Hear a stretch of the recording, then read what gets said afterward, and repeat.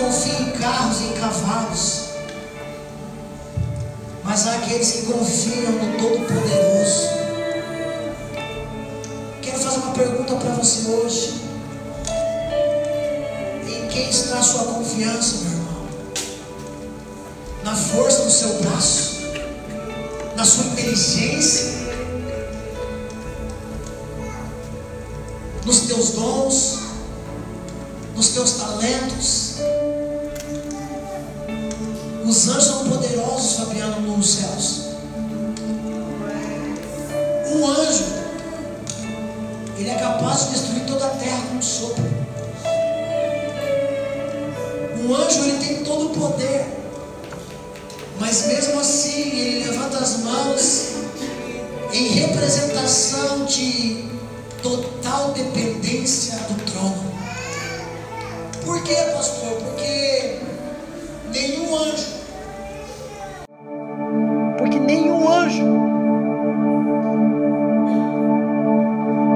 usa do seu poder, usa da sua glória, usa da sua majestade, sem que venha primeiro a palavra do trono. Sabe por que os anjos levantam as mãos e adoram a Ele? Não é somente para dar honra e glória a Ele, mas também para dizer: nós somos totalmente dependentes de Ti.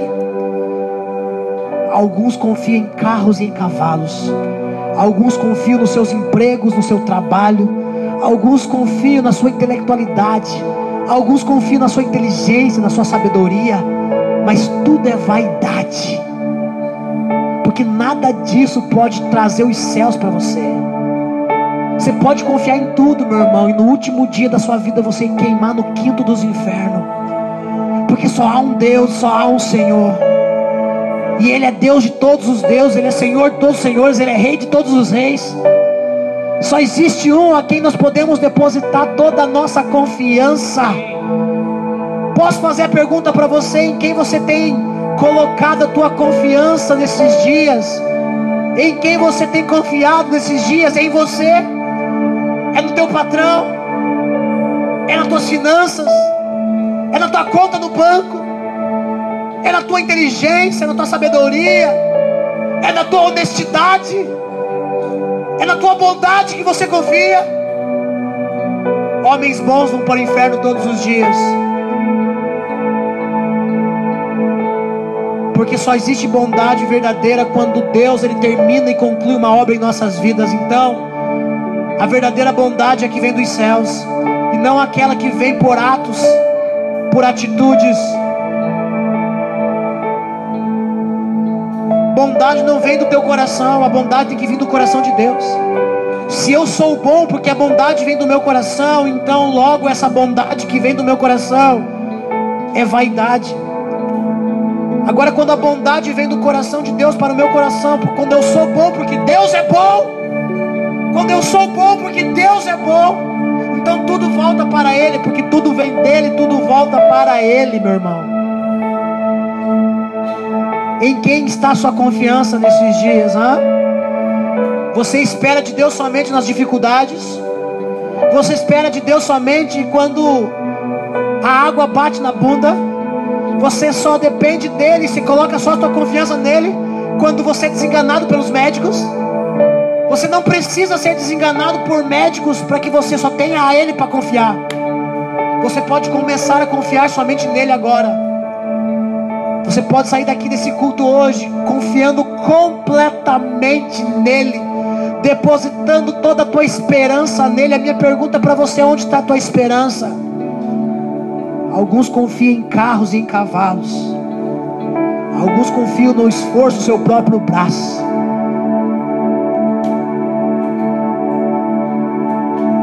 Mas bem-aventurados aqueles que esperam e confiam no Senhor. Bem-aventurados aqueles que esperam e confiam no Senhor.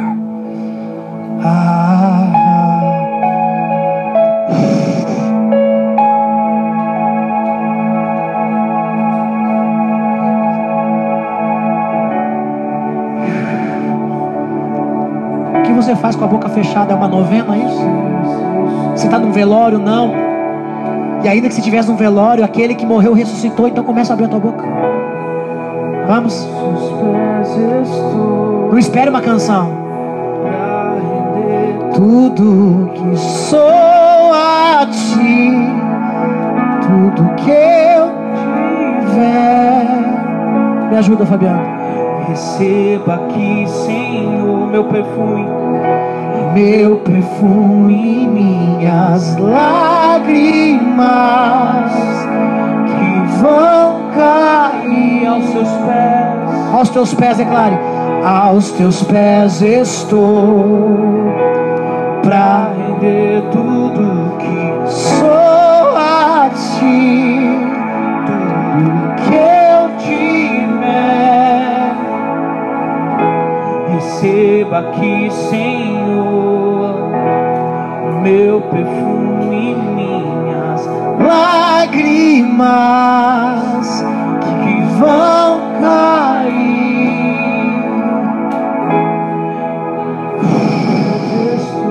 Sim, Deus, pra render tudo o que você tem para quebrar diante dele. Nessa noite eu mandei uma mensagem no grupo. Eu falei: venha com o teu vaso de alabastro e venha disposto a quebrar. Pastor, o que é meu vaso de alabastro? Não sei. Só você sabe o que você possui dentro de você. O vaso de alabastro, ele serve como recipiente para guardar algo muito precioso para você. O que você tem de tão precioso para derramar aos pés dele hoje? É necessário quebrar o vaso e derramar algo precioso aos pés dele. E todos os teus tesouros. O que você trouxe hoje para entregar para ele? Culto você não vem para receber, culto você vem para dar. Eu quebro o meu vaso. Eu quebro o meu vaso. Eu quebro o meu vaso aos teus pés. Aos pés do meu amado. Aos pés do meu amado. Eu quebro o meu vaso. Eu quebro o meu vaso aos teus pés. Aos pés do meu amado. Aos pés do meu amado. Eu quebro o meu vaso, vamos. Eu quebro o meu vaso. Eu quebro o meu vaso aos seus pés. Aos pés do meu amado. Aos pés do meu. E não importa o preço. E não importa o preço do perfume derramado. A tua presença vale mais. A tua presença vale mais. A tua presença vale mais. E não importa o preço do perfume derramado. A tua presença vale. A tua presença vale mais. A tua presença vale mais. Repita eu. E não importa. Não importa o preço do perfume derramado. Existe um peso dessa música agora. E vai existir um peso dessa canção no final do culto. Preste atenção. Há um peso dessa canção nesse exato momento. Por quê, pastor? Porque nesse momento muitos de vocês estão cantando somente de lábios. E haverá um peso no final da palavra, porque você vai entender verdadeiramente a canção. Deixa eu explicar algo para você. Existe uma grande diferença entre música e adoração. Adoração é um estilo de vida, ok? Eu sempre prego isso aqui, mas existe uma questão muito interessante. É que não foi Satanás que criou a música. O diabo não é o pai do rock. A música ela é celestial. Quem criou a música foi o Senhor no seu alto e sublime trono. Lúcifer, ele... Eu sei que isso aqui vai mexer com você, mas a primeira banda de rock da terra, ou de funk, ou de qualquer tipo de estilo de música que você possa imaginar, foi o diabo que criou. Ele juntou uma terça parte dos céus, desceu e formou uma banda. E aí ele criou uma coisa chamada música. Só que a música, a adoração, ela surgiu antes da música, Fabiano. A música ela surgiu depois. E é claro que nós adoramos através de melodia, de harmonia. Mas toda música, entenda que adoração não é música, ok? Mas toda música tem que se transformar em adoração. Vou repetir para você. Música não é adoração, porque adoração é um estilo de vida, mas toda música precisa se transformar em adoração. Como assim, pastor? Quando a música, ela começa a se tornar verdade a partir daquele que está cantando. Uma música cantada é uma música, mas a partir do momento que você está cantando aquela canção, entendendo o que você está cantando, aquilo deixa de se tornar uma música e começa a se tornar uma adoração. Vou repetir para você. Música não é adoração, mas toda música ela se transforma em adoração. Adoração não é música, adoração é o estilo de vida, mas toda música que eu canto, ela precisa se transformar em adoração. É por isso que os anjos só cantam aquilo que eles veem. É por isso que os anjos só cantam aquilo que eles entendem. É por isso que eles se prostram e eles têm autoridade para cantar essa canção. Então entenda, música não é adoração, mas música precisa se transformar em adoração, porque senão o que nós fazemos aqui não passa de um show, não passa de pessoas tocando, cantando e um monte de gente assistindo. Tem muita gente que vem para a igreja só para assistir, não fecha o olho, não adora a Deus, só fica olhando para a cara dos músicos. Então você só está cantando. Sabe que a gente não bota a letra da canção na tela? Para você não virar um papagaio de igreja, para que você não fique lendo a letra e cantando até decorar a música e não adore. É por isso que nós não botamos letra aqui. Nós não colocamos letra aqui para que você não se prenda na letra, mas para que o Espírito faça você cantar. Porque o novo cântico não tem a ver com uma nova canção, mas tem a ver com a canção original. Meu irmão, você pode não conhecer a letra de uma música se você for um adorador, meu irmão. Tudo que sai da sua boca é verdadeiro. Então entenda que nós estamos aqui cantando uma canção. Eu quebro meu vaso, mas muitos só estão cantando uma música. Metade da igreja canta a música e a outra metade é aqueles que estão entendendo que aquela canção precisa se tornar verdade. E então, em vez de somente eles cantar, eles começam verdadeiramente a se derramar diante da presença, e aquela canção e aquela música começa a se tornar verdade. E quando aquela música começa a se tornar verdade, ela deixa de ser música para se tornar adoração. Chorecamassou. E eu vou te falar uma coisa, muitos de nós cantamos a canção agora, e depois de escutar a palavra, no final iremos adorar com essa canção, ok? Por favor, se assenta no seu lugar. As crianças podem ir para a escolinha em nome do Yeshua HaMashiach. Vale mais. E não importa o preço do perfume derramado, a tua presença, Tua presença vale mais. a tua presença vale mais. E não importa o preço do perfume de... Você que está sentado aí, já vai pegando a tua Bíblia e abrindo em João, capítulo de número 12. As crianças vão com a bênção para a escolinha, vão assistir a aulinha, vão aprender de Deus lá atrás, e você vai aprender de Deus aqui. Gente, quinta-feira eu quero ministrar uma palavra na vida de vocês, e é de muita importância que você venha e esteja no culto. Por quê, pastor? Porque toda palavra de Deus, depois de lançada na minha... Presta atenção, antes de eu conhecer uma palavra, ela primeiro vem como conhecimento. Depois que eu conheço, ela se torna agora uma sentença na minha vida. Então presta atenção, toda palavra que o pastor prega para você, meu irmão, que você não tinha entendimento, fala, nossa, eu não sabia que isso era pecado. Agora que você conhece, a palavra se torna uma sentença. E quinta-feira eu quero ministrar uma palavra na vida de vocês sobre 3 situações que acontecem na palavra, aonde primeiro ela exorta, onde ela primeiro ensina, depois ela exorta e depois ela te pune. A palavra ela tem 3 veias. Primeiro ela te ensina, depois ela te exorta e depois ela te pune. Então Deus não leva em consideração, olha para mim, Deus não leva em consideração o tempo de ignorância, quando você não conhece. A partir do momento que você conhece, agora você já não é mais ignorante. E agora, já que você não é mais ignorante, pode ter certeza, a palavra ela se torna uma sentença, ou para o polo positivo, onde ela se cumpre na parte boa na tua vida, ou na parte negativa. Então, por exemplo, quem acredita no inferno aqui, levanta a mão. Ah, eu não acredito, não tem problema, ele existe. A questão não é se você acredita ou não acredita, porque para Deus não importa se você acredita ou não acredita.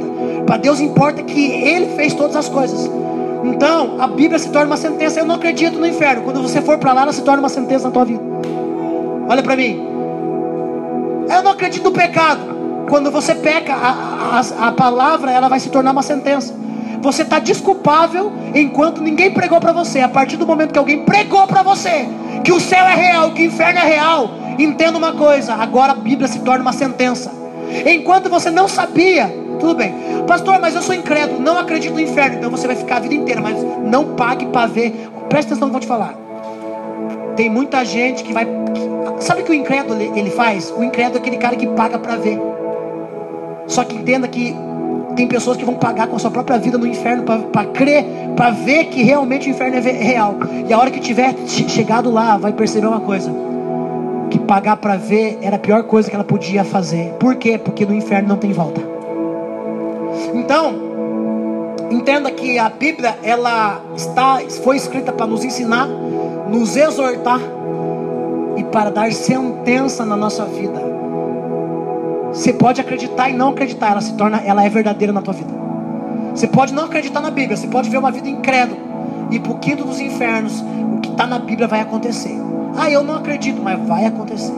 Eu não creio, mas vai acontecer. Eu não penso assim, mas vai acontecer. Porque não interessa o teu pensamento, não importa a tua crença, importa o que a Bíblia diz.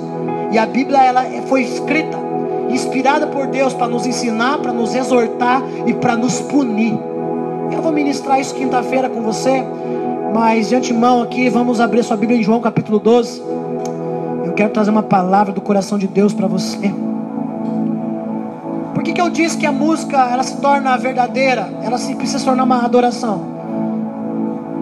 Porque toda canção precisa se tornar verdade dentro de mim. Seja eu não conhecendo ela, e a partir do momento que eu conheço ela, ela vem como uma palavra e eu vou cantando, eu vou profetizando, e eu vou cantando aquela canção até ela se tornar verdade na minha vida. E tem canções que se chega na igreja e que na verdade ela revela verdadeiramente aquilo que você passou, então ela já é verdade para você. Tem música que eu pego e eu falo, meu Deus, essa música aqui, cara, é perfeitamente o que eu estou passando. Então eu já estou vivendo aquilo e aquela canção vem apenas para selar. E aí eu trago ela para a igreja e vamos cantar. Por quê? Porque se ela é verdade na minha vida, ela vai se tornar na verdade na vida de alguns irmãos. Agora, quando eu não entendo, meu irmão, o que eu estou cantando, então a música continua sendo uma música. Sabe o que é interessante? Que as bandas de rock, e eu fui um roqueiro nato desde criança, interessante que eles sabem o que eles cantam, eles sabem quem eles adoram, eles sabem que eles estão entregando a música deles. Só o crente que às vezes não sabe quem está cantando. Sabe que tem muita banda de rock que fica muito famosa pra caramba? Hoje já não tanto mais, porque eles sabiam porque eles estavam tocando. Eu estive lá dentro, eu conheci os pactos, eu conheci as encruzilhadas, eu conheci os pactos diabólicos, satânicos, para alcançar status, ser reconhecido e ficar famoso. Eu conheço o caminho que alguns desses homens percorreram. Eu vivi isso, eu vivi sexo, drogas e rock and roll. Aí eu vim para a igreja, e aí a gente começou a encontrar canções sendo cantadas, mas não vividas. E o problema é que aqueles caras que viviam sexo, drogas e rock and roll, eles verdadeiramente cantavam o que eles estavam vivendo. Eles escreviam canções que verdadeiramente relatavam o que eles estavam vivendo. É que nem as músicas de sertanejo corno, né? Geralmente o cara, volta pra mim, é porque alguém um dia largou ele, meteu um chifre nele. É assim que funciona. Pelo menos tá cantando a verdade, né? Pelo menos tá cantando uma coisa que é verdadeira. E o crente que entra na igreja, ele fala, canta canções para Deus e na verdade ainda não se tornou verdade nele. Então veja bem, por isso que se torna idolatria no mundo, e para nós se torna adoração. E essa canção tem mexido com o meu coração esses últimos meses. Desde quando o Fabiano trouxe essa canção, eu quebro meu vaso aos teus pés e não importa o preço do perfume derramado. Isso começou a mexer no meu coração. Por quê, pastor? Porque se ela ainda não é verdade em mim, precisa se tornar verdade em mim. Eu não posso cantar uma canção como um hipócrita, como os fariseus. Eu não posso cantar a música porque é bonita a melodia, porque a letra é bonita, mas não encarnar aquela canção. E olha só o que diz João capítulo 12. E é justamente sobre essa canção, aos pés dessa canção, que nós vamos introduzir a palavra para fundamento aqui, e nós vamos aprender algo aqui nessa noite, amém? Mateus capítulo 12, versículo de número 1 vai dizer o seguinte: 6 dias antes da Páscoa, Jesus foi para Betânia, onde estava Lázaro, que havia morrido. No capítulo 11, Jesus tinha ressuscitado, e fora ressuscitado entre os mortos. Então ofereceram um jantar.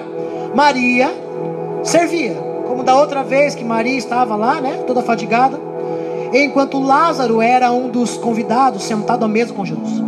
Maria pegou uma libra de bálsamo de nardo puro, um óleo perfumado muito caro. Outros textos vai dizer que ela quebrou, e aqui João vai dizer: e ungiu os pés de Jesus e enxugou com seus cabelos. Só para você entender, cabelos na Bíblia naquele tempo para a mulher significava honra, era aquilo que cobria ela, só para abrir o entendimento. E a casa encheu-se com a fragrância daquele bálsamo. Repete comigo: e a casa encheu-se com a fragrância daquele bálsamo. Mas um dos seus discípulos, Judas Iscariotes, filho de Simão, que mais tarde iria traí-lo, objetou, dizendo: por que esse bálsamo perfumado não foi vendido por 300 denários e dados aos pobres? Ele não disse isso por se importar com os pobres, mas porque era um ladrão, sendo responsável pela bolsa de dinheiro. Frequentemente tirava o que nela era depositado. Mas Jesus respondeu: deixa em paz, pois para o dia da minha sepultura foi que ela guardou isso. Quanto aos pobres, vós sempre os tereis convosco, mas a mim vós nem sempre tereis. Agora preste atenção, para você entender esse texto, você vai ter que ir lá para João capítulo 20. Passa umas páginas para frente, nós vamos ler o contexto de João capítulo 20, porque senão você não vai entender.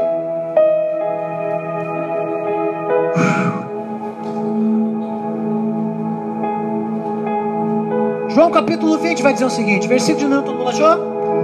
Ao amanhecer, o primeiro dia da semana, estando ainda meio escuro, Maria foi ao sepulcro e viu que a pedra que fechava a entrada havia sido removida. Presta atenção, há outros contextos que vão dizer que as mulheres foram.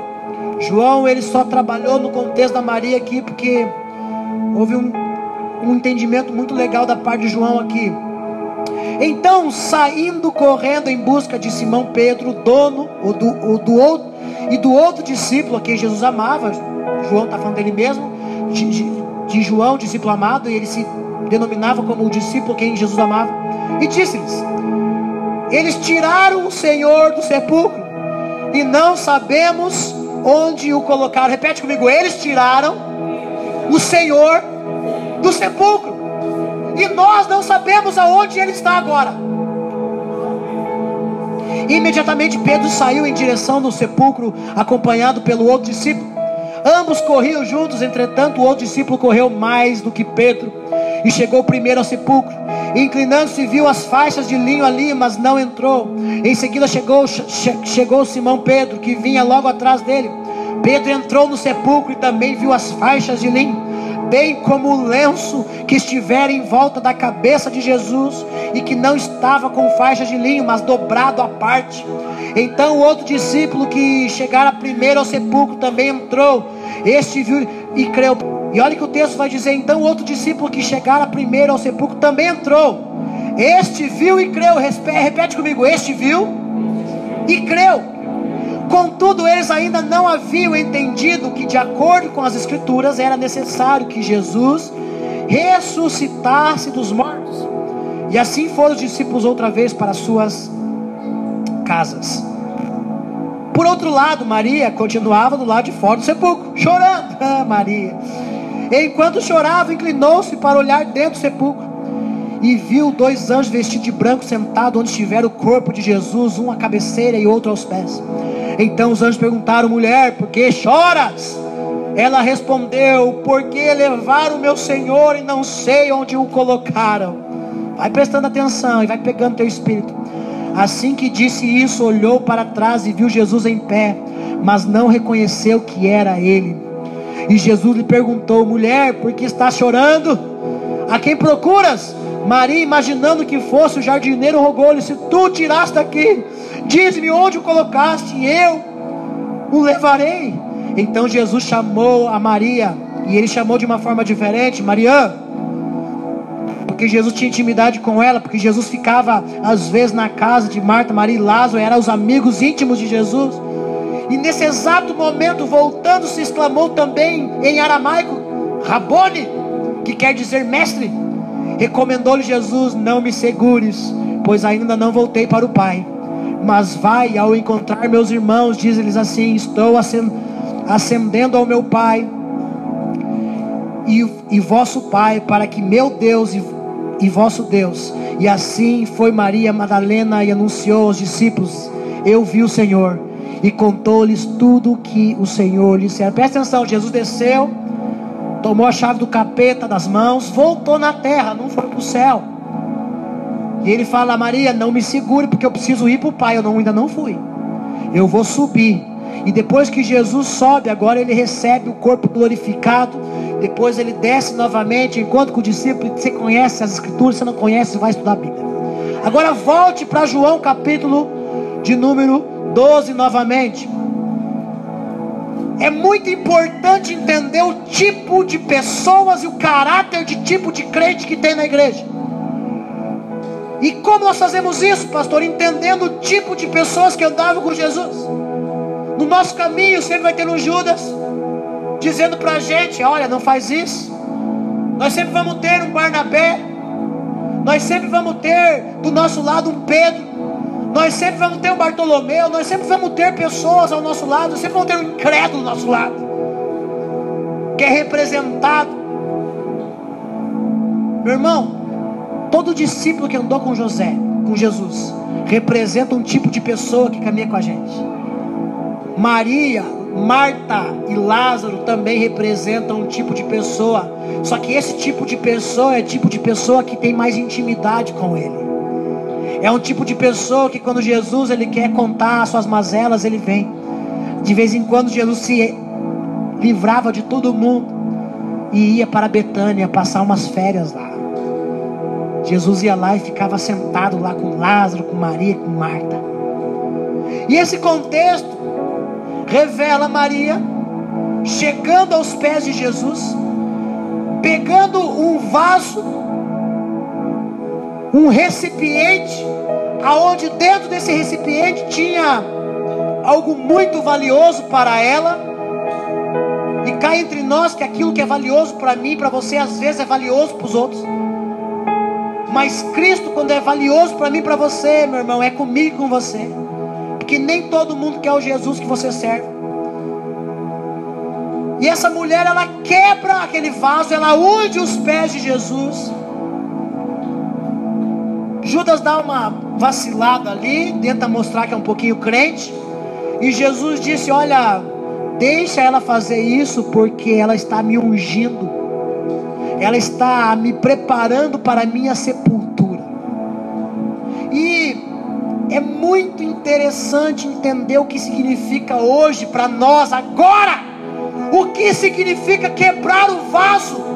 Porque se eu preciso quebrar algo, meu irmão, e a Bíblia fala em Salmo 51 que Deus não resiste a um coração quebrado, contrito e quebrantado. Então eu entendo que primeira coisa, áreas da minha e da sua vida precisam ser quebradas para que verdadeiramente o nosso coração seja derramado aos pés de Jesus. Só que existe um porquê.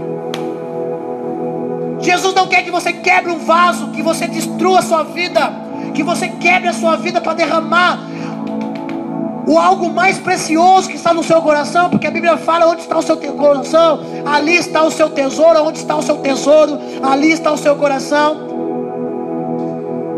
Ele não quer que você faça isso por qualquer coisa. O desejo dele é que seja com entendimento. Maria ungiu aos pés de Jesus. Maria adorou Jesus. Agora preste muito atenção nisso. O que significa para nós hoje quebrar um vaso de alabastro? O que significa para nós hoje quebrar a nossa vida e deixar derramar o nosso ser perante o Senhor?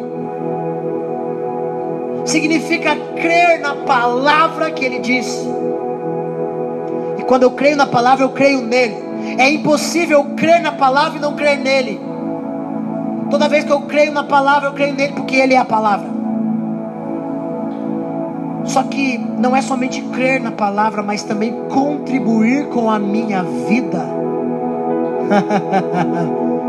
Maria contribuiu com aquilo que ela tinha de mais precioso.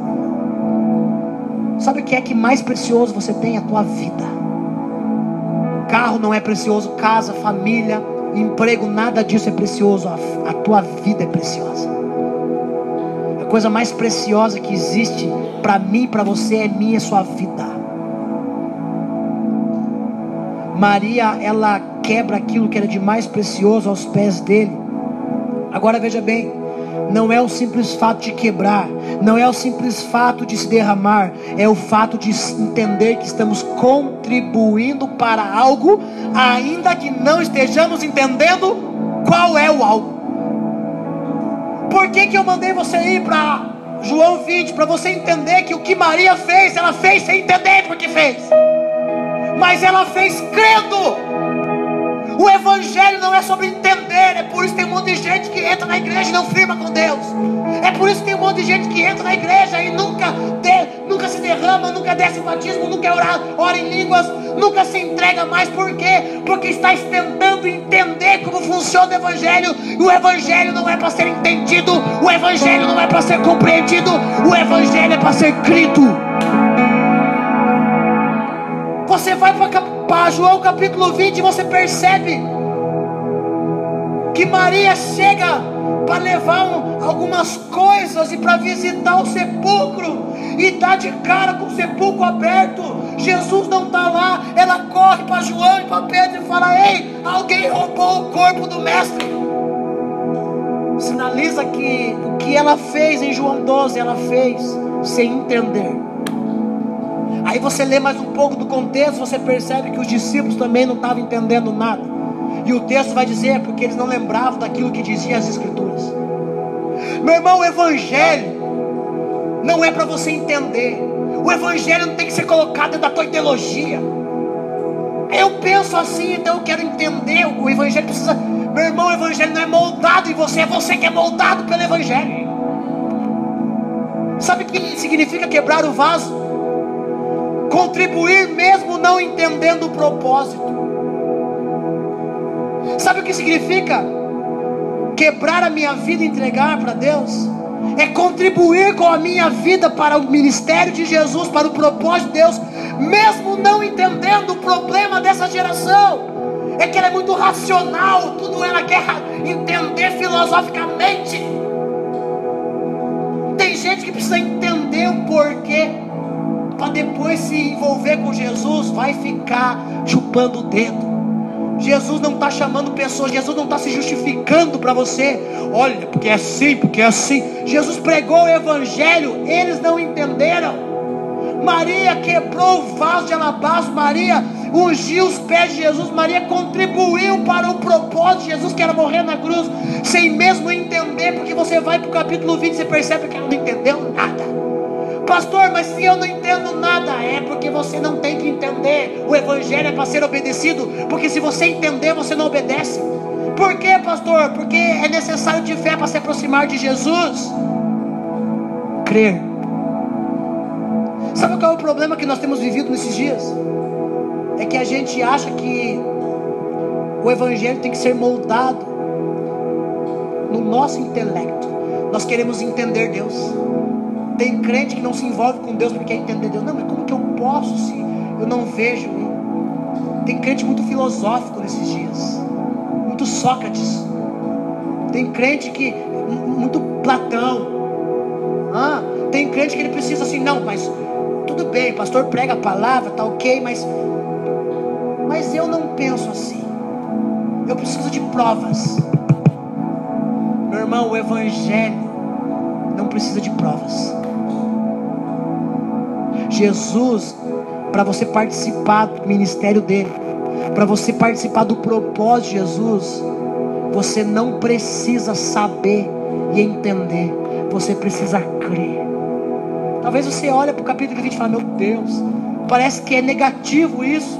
Lê isso, parece que é uma coisa negativa. Meu Deus, andaram com Jesus, mas não compreenderam. Não, andaram com Jesus. Jesus todo o tempo falou que ia para a cruz, que ia morrer, que era necessário, que ia ressuscitar, Só que quando a gente vai para a razão humana, a gente quer entender do nosso jeito. Como é que ele vai ressuscitar, será? Como vai ser, será? A gente vem para a igreja e a gente quer encaixar a igreja na nossa razão. A gente vem para a igreja e quer encaixar a palavra. A gente pega a palavra que o pastor ministra e tenta encaixar na nossa razão. Meu irmão, o evangelho, ele é para ser crido e não entendido. Por quê, pastor? Porque eu preciso, meu irmão, primeiro crer para entender. O evangelho não é sobre eu entender para crer, é sobre eu crer para entender. Por isso está cheio de gente estacionado, está cheio de gente na igreja que vai para o quinto dos infernos. Por quê, pastor? Porque ele está tentando entender para um dia crer no evangelho. Preciso entender o evangelho para me crer. Maria não entendeu bolufa nenhuma, mas ungiu os pés de Jesus, depositou a sua vida. Eu não preciso entender o que Jesus fez, o que ele vai fazer.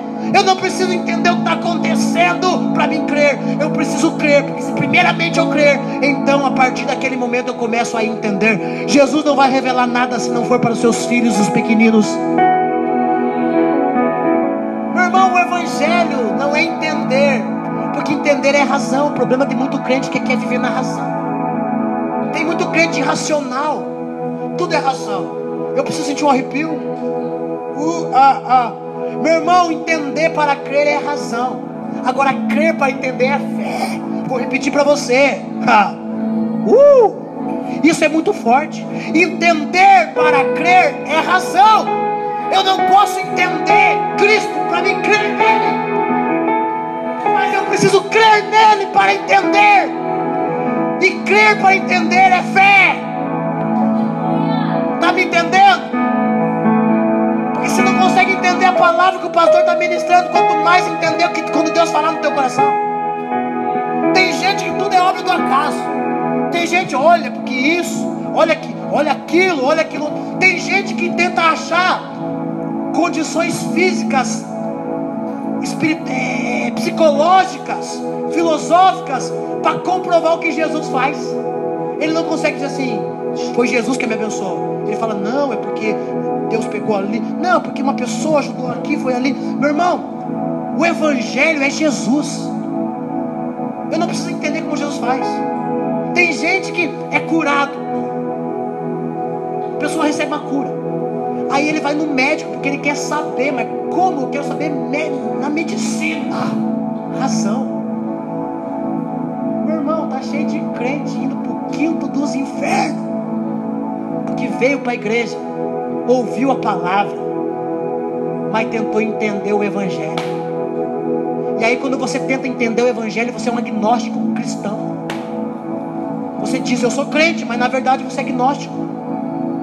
Não é ateu. Você crê na existência de Deus, mas você precisa de comprovações. Porque agnosticismo ele faz com que você busque comprovações. Você só acredita naquilo que você tem provas.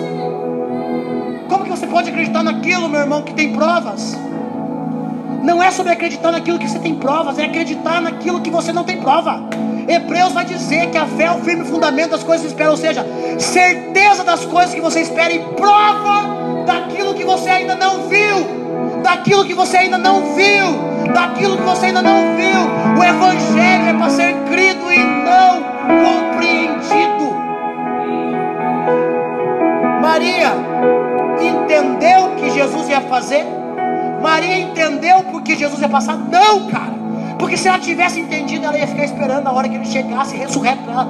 Não, a Bíblia fala que ela foi lá levar flores no sepulcro. Chegou lá e encontrou com o sepulcro aberto. E olha a palavra dela: alguém levou o mestre. Imbecil, ignorante. Só que tem um detalhe: tudo que ela fez antes, ela fez por fé. Quebrar a minha vida para Deus. Tem gente que só consegue fazer as coisas para Deus quando ela fala assim: eu faço só se o Senhor me provar. Velho, então não faz nada, vai embora. Vai para o espiritismo, para macumbaria, vá para alguma coisa onde você sinta arrepio. Eu vou servir a Deus, mas eu preciso de uma prova de Deus. Meu irmão, ele deixou a Bíblia para mim e para você. A prova suficiente da minha vida é a Bíblia. Se ele falou, está falado. Ele não é homem para que minta, nem filho do homem para que se arrependa. O que Deus falou, mas você não teve lá. Tem gente que é assim, não, porque veja bem, eu acredito na Bíblia, mas aquela pessoa que acredita não acredita.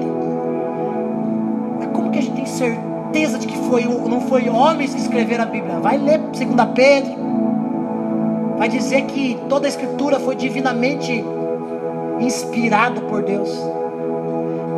Mas como eu posso ter certeza de que, meu irmão, quem escreveu a Bíblia foi um monte de pecador igual eu e você, comedor de carne igual eu e você. Os caras que escreveram a Bíblia são pecadores quanto eu e você. Mas como que eu posso ter certeza? Não, porque quem que escreveu Gênesis? Aí a gente vem com comprovações teológicas. Está na Bíblia. Quem escreveu Gênesis? Moisés. Mas como que ele sabe dessas coisas? Aí você vem com revelação. Se coloca na fenda da rocha, eu vou passar, você não vai ver a minha face, mas vai ver as minhas costas. Aí você fica sem entender, mas Deus vem com revelação. E Deus fala pra gente, olha, Moisés recebeu não somente os mandamentos, mas também todo o entendimento de Gênesis, até chegar em Êxodo. Toda a história de Abraão, de Isaac, de Jacó. Quando Deus falou assim, você vai ver as minhas costas, você vai ver o passado, tudo aquilo que eu fiz. Aí a pessoa fala, mas isso aí é difícil. Então você é um incrédulo. Eu quero comprovações. Tem gente que é diferente. Tem gente que ele acredita na Bíblia. Se a Discovery Channel mostrar lá os pergaminhos, se tiver comprovações arqueológicas que a Bíblia foi escrita, Deus não tem tempo a perder com isso. Deus não vai perder tempo com um crente que chega na igreja e fica, mas será? Não, eu preciso entender primeiro, pensa comigo. A pessoa fala assim, pensa comigo. Então ela já quer saber na razão dela. O evangelho não é para pensar, é para crer. Deus falou, está falado. Como é que eu quebro meu vaso, Fabiano? Eu quebro meu vaso porque eu ainda não entendo tudo. Eu estou num caminho aprendendo e conhecendo e acessando o coração de Deus. Eu quebro meu vaso quando eu consigo depositar toda a minha vida e confiar toda a minha vida nele, para que eu possa somar no propósito dele, mesmo não entendendo nada. Cara, quando eu fui para a igreja eu não entendia bolufa nenhuma, mas uma coisa eu disse, eis-me aqui, Senhor. Eu criei, e por eu crer, Deus revelou para mim. Deus não vai revelar para quem não crê. Crente agnóstico, Deus não revela a sua escritura. O Espírito, a letra mata, o Espírito vivifica. Está cheio de gente que... A letra, não, eu conheço a letra inteira, eu conheço a Bíblia inteira, ok. Eu li a Bíblia tantas vezes por ano, ok, tudo bem. Mas o quanto da palavra você creu? Não é o quanto você... Esse dia alguém chegou para mim, pastor, você deve ler muito a Bíblia, né? Eu falei, leio muito. Quantas vezes você já leu ela inteira? Eu falei, eu não tenho tempo para ler ela de Gênesis, Apocalipse inteira. Isso aqui não é um livro qualquer. Eu não tenho que manusear ela como se ela fosse começo, meio e fim. A Bíblia é infinita. Eu falei, eu não preciso ler de Gênesis, Apocalipse. Não, porque o senhor prega e fala, dá um monte de referência. Eu falei, porque eu creio nela. E tudo aquilo que eu creio, uma hora manifesta dentro de mim. Não quer dizer que você não precisa ler de Gênesis, Apocalipse. Pode ler, não tem problema. Mas eu vou te falar uma coisa, quando Deus quer falar com você, você não precisa ler de Gênesis, Apocalipse. Quando Deus quer falar com você, Ele manda você abrir a Bíblia e Ele fala com você. A grande questão é que a gente quer conhecer as Escrituras, mas não quer conhecer o dono das Escrituras. Tem muita gente que quer conhecer as Escrituras, quer ler a Bíblia como se fosse um livro comum. Meu irmão, a Bíblia não é um livro comum. A Bíblia é um manual de instrução. Posso melhorar para você?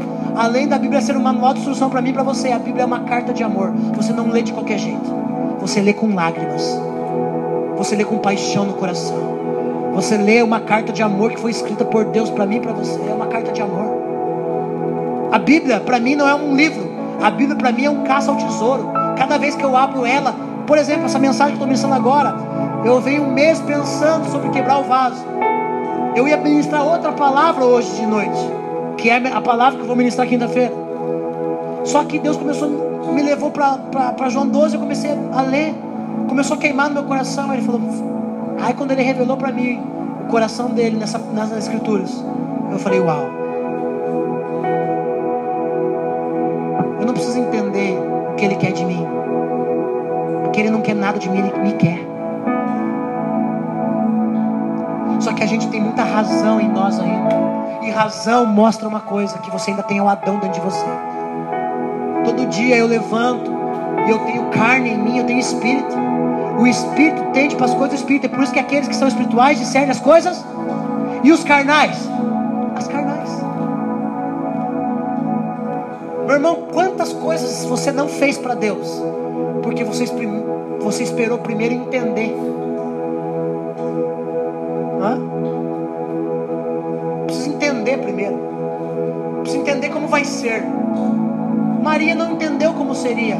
Jesus tinha falado como seria. O problema de você não entender não é que Jesus não fala. Ele fala, mas você não tem espiritualidade profunda para entender. É um processo. Porque Ele não quer que você entenda antes de crer. Ele quer primeiro que você crê. Depois que você crê, aí você entende.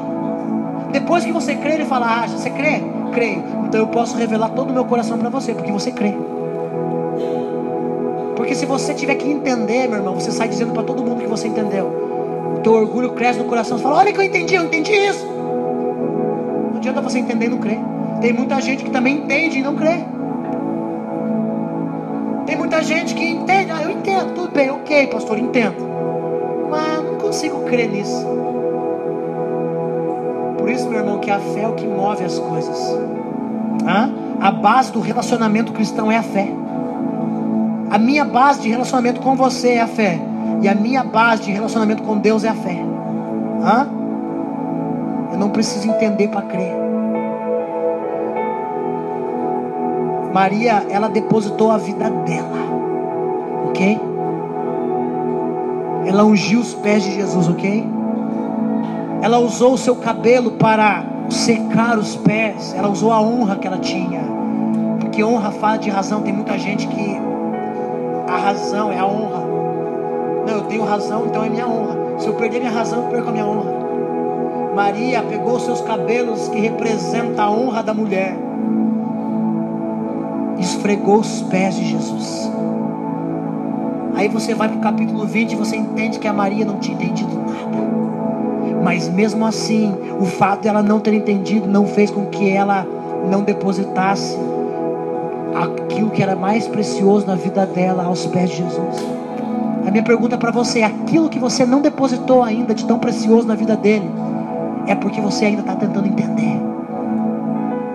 Uma boa parte da tua incredulidade é porque você está tentando entender Deus. E Deus não é para ser entendido e compreendido, é mais sim obedecido. Eu não tenho que entender Deus, eu tenho que crer, cara. Maria, ela contribuiu para o ministério de Jesus. A minha pergunta para você: você tem contribuído para o ministério de Jesus? Meu irmão, eu fui para a igreja, a única coisa que eu sabia fazer é tocar guitarra. Me chamaram para tocar e falaram: olha, Deus tem um propósito na tua vida, é isso, aquilo, outro, porque você é de banda e não sei o que. Eu falei: ok, vem tocar na igreja. Eu falei: vamos lá. Só que eu não pude tocar guitarra, eu fui tocar bateria. Não estava entendendo nada. Não é o meu instrumento era guitarra, mas você vai tocar bateria. Ok, amém. Toquei bateria, da bateria fui para o contrabaixo. Não era meu instrumento, mas não precisei entender Deus. Passei pelo contrabaixo, depois do contrabaixo fui para a guitarra, depois da guitarra, daí... Meu irmão, Deus me falou em 2008 que ia ser pastor. Eu não entendo como, mas eu acreditei. Deus falou que eu ia cuidar de um povo. E cá entre nós, não é somente que estamos aqui. Grande é o meu povo, Ele disse, nessa cidade. Eu não preciso entender, eu só preciso crer e esperar que no tempo certo Ele estabeleça a palavra dEle. O que nós mais encontramos hoje, meu irmão, isso não vem de agora. O entender para crer já vem de um tempo atrás. Enquanto Deus falou comigo isso aqui, eu fui pesquisar um negócio na internet e encontrei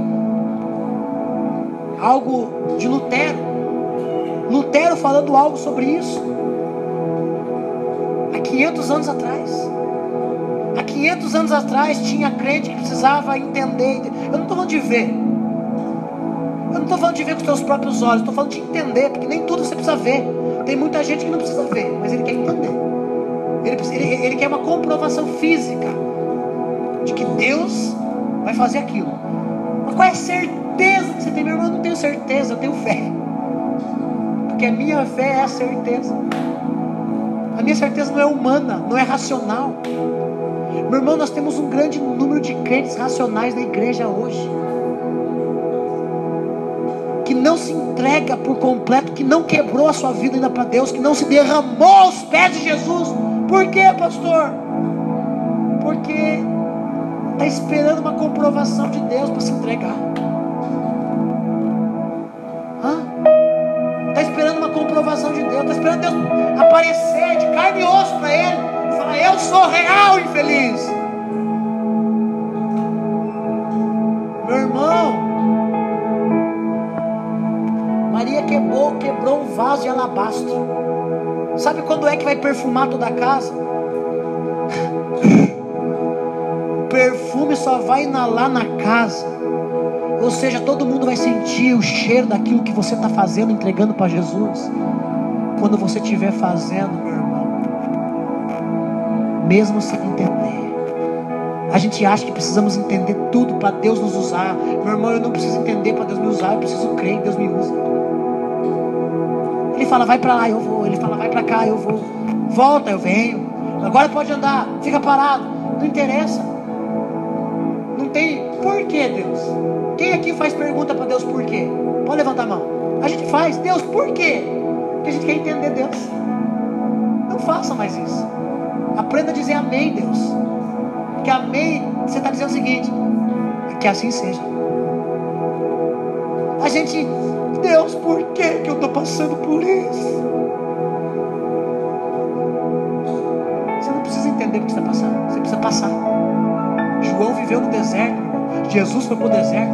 O povo foi para o deserto. Toda vez que Deus quer falar com a gente, quer tratar o caráter da gente, vai para o deserto, infeliz. Jesus não. Jesus foi para o deserto. O diabo veio. Eu fico imaginando Jesus, coitadinho: por que, Deus? Eu estou com fome. Eu fico imaginando Jesus na cruz: por que, Deus? A Bíblia fala que Jesus, mesmo sendo Deus, não usurpou ser Deus antes. Esvaziou-se de si mesmo e tomou a forma de servo.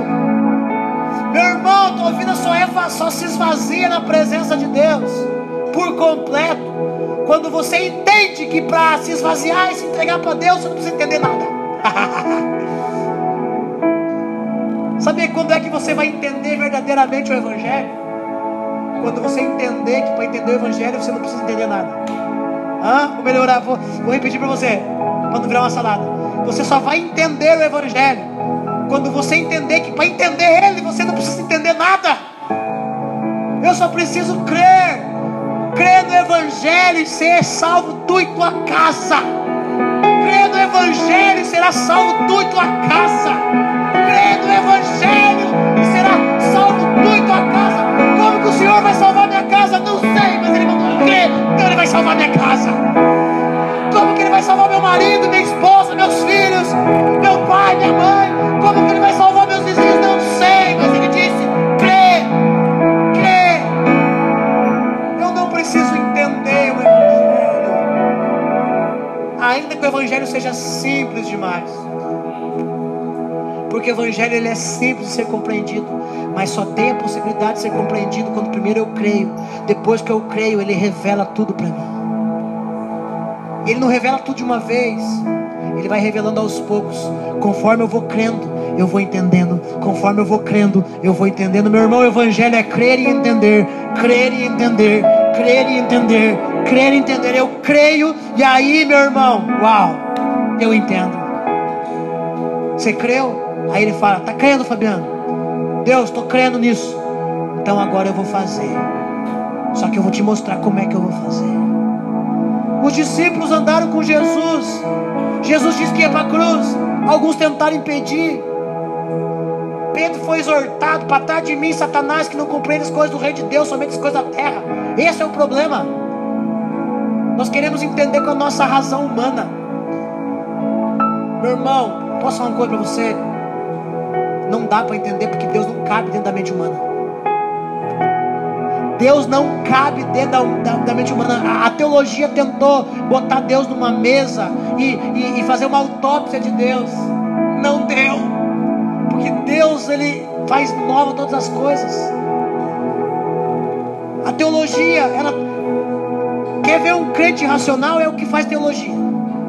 Manda o cara fazer teologia, passa 3 anos de teologia, daqui a pouco ele está assim, ó, ele está cético, já não acredita mais em oração em línguas, já não acredita mais em revelação, tudo agora é teológico. Não, mas é que veja bem, porque o grego, porque isso, porque... Ah, meu irmão, conheço um monte de teólogos viados. Por quê? Porque a letra mata, o espírito que vivifica. Quer fazer uma teologia?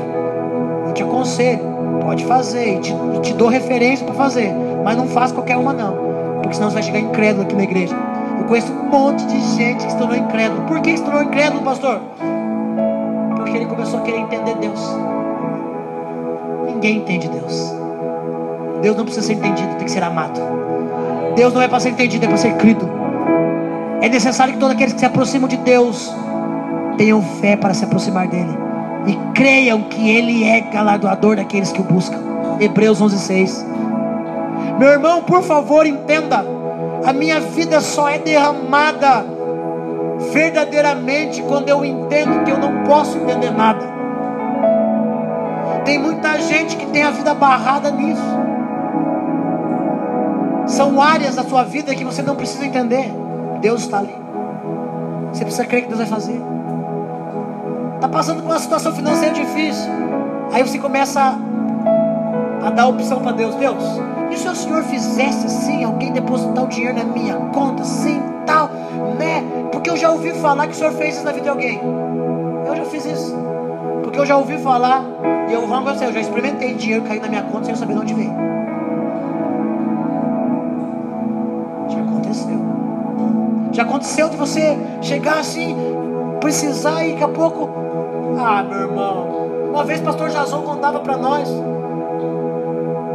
mas uma coisa muito louca, de que tinha um dinheiro lá e tal, e perdeu o dinheiro porque ele usava muito terno. Era 11 mil reais. Vai vendo o nível de incredulidade tua. Eu não entendo, mas eu creio.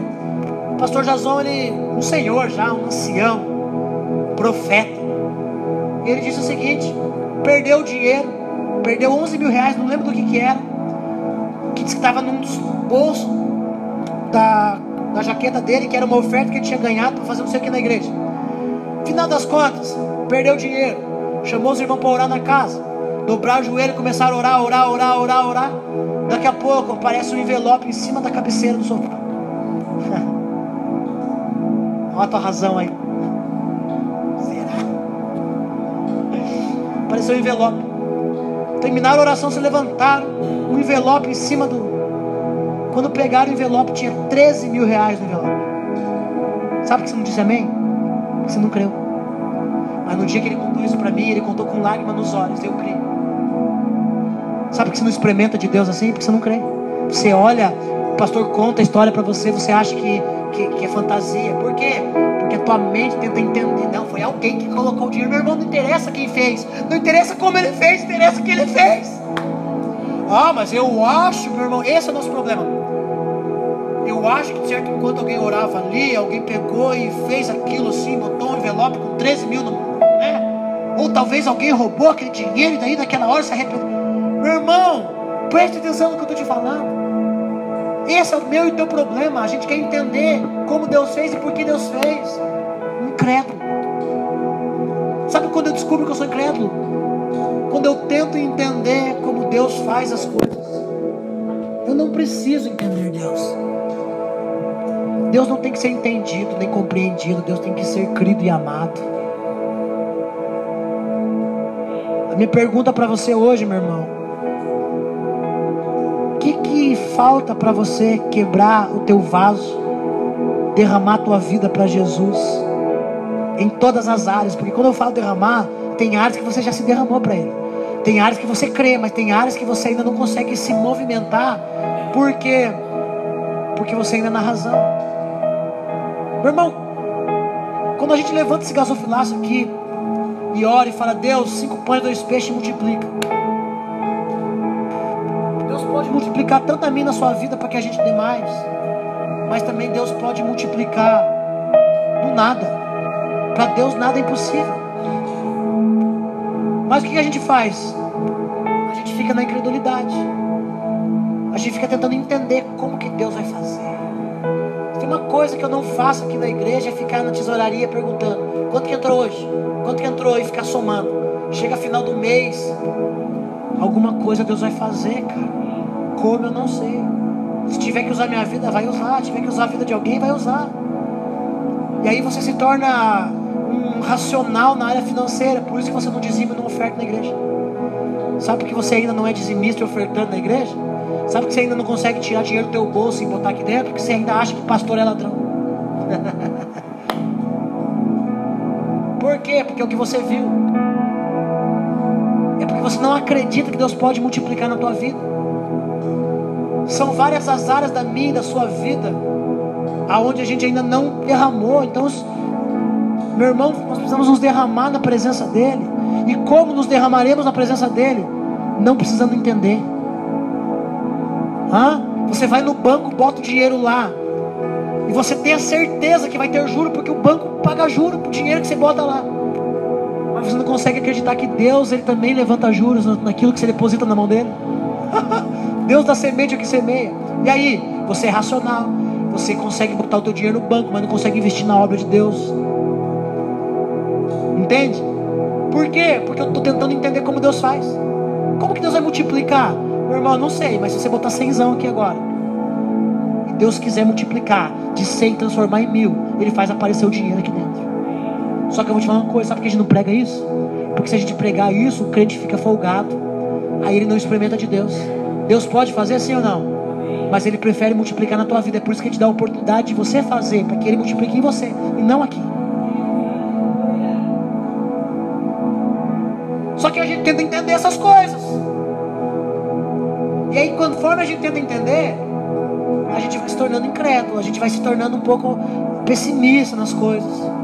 Meu irmão, quebrar o vaso significa contribuir para o propósito de Jesus, mesmo não entendendo como Ele está fazendo o que Ele está fazendo.